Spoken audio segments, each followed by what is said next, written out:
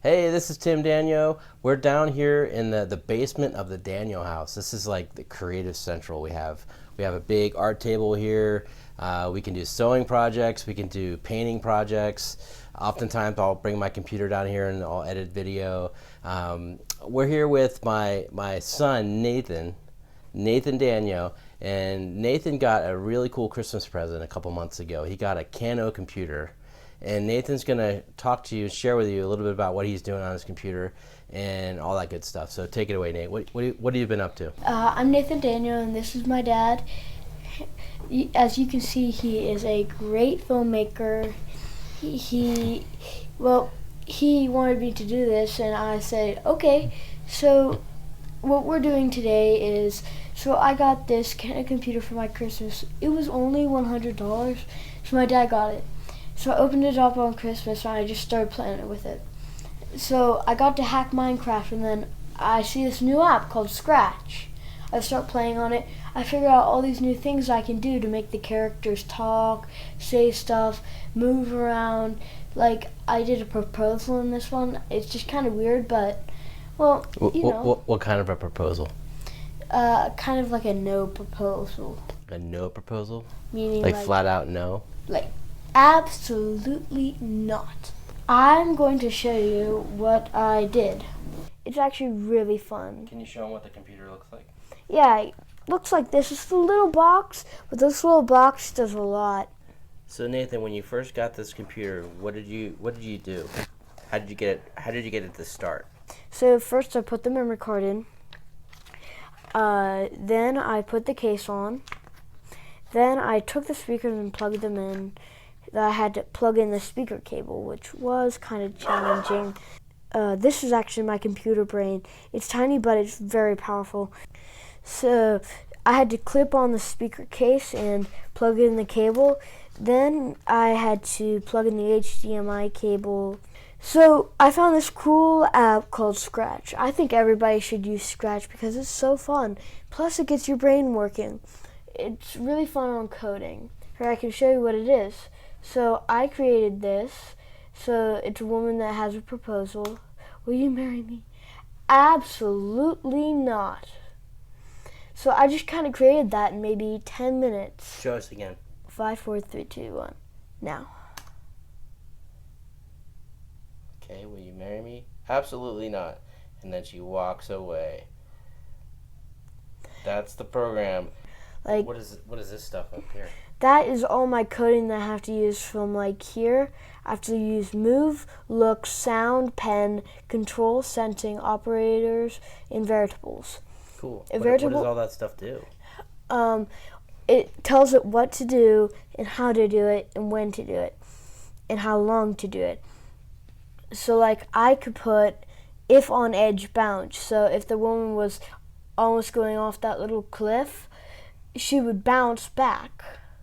Oh, cool. That would be really. This computer is made for kids 6 to 15. I created all of this. So. What is this? So once upon a time, there was an out-of-hand break dancer. Mm-hmm. He's really breakdancing. So I just decided to do something weird. It's kind of fun to do it in my spare time, do something weird. You don't have to be told what to do. It's just like,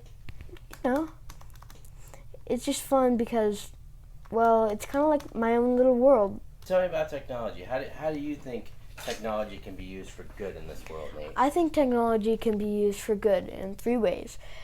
Medical, advances in the military, and helping with people to get, well, in kind of like spending time. Like maybe you're on a long airplane ride, you can just blow time.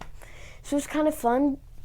I think it should be used in very little amounts. Like my mom, she probably played a game in the last 3 years. I know a woman who's not played one video game in her whole life. I'm like, well, have you ever played Angry Birds? She's like, nope, absolutely not. I'm like, whoa, that woman's incredible. What about for creativity? How can computers be used for creativity? like for one, I know a guy named Ryan. He's working on skin cancer, and to help people, he could use a computer to help him make the app.